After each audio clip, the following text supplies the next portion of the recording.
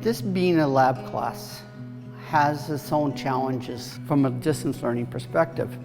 One thing you have to understand is that the things that the students are learning are not just, in my particular case, physics, but they are learning about how to use instrumentation to make sense of ideas that we teach about in physics. Because the experiment, the reality, is the mother of law here, in fact, because it gives us how our theories should be modeled. So this is an experiment class. Students can't come in, they can't touch.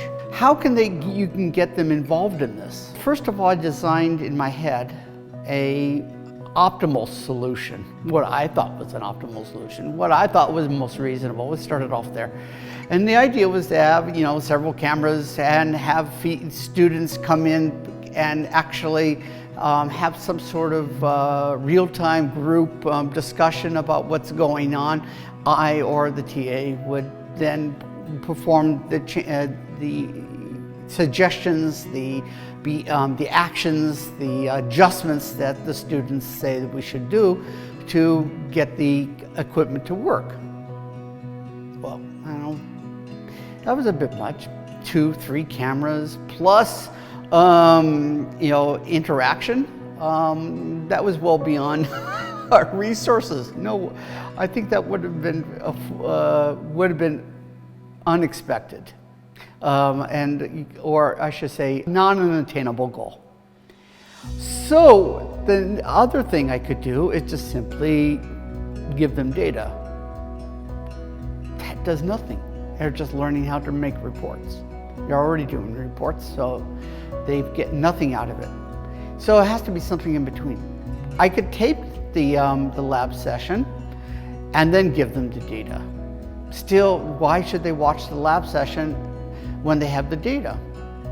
So I opted for a solution where I tape the data taking session, explain it with lecture or commentary and the background that was necessary to understand what's going on, and then allow the students to somehow interact with the video as a proxy for interacting with the equipment. They can't touch it, they can't interact with it, they can't tell me what's going on, but what they can do is that they can look at the video and see what I see, the instrumentation, and the values that are being reported by the instrumentation, and that they can take the data as if they were present.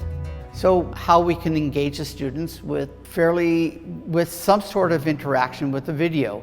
In my case, that interaction was merely asking the students questions in the middle of the video. Why is this? Is this the case?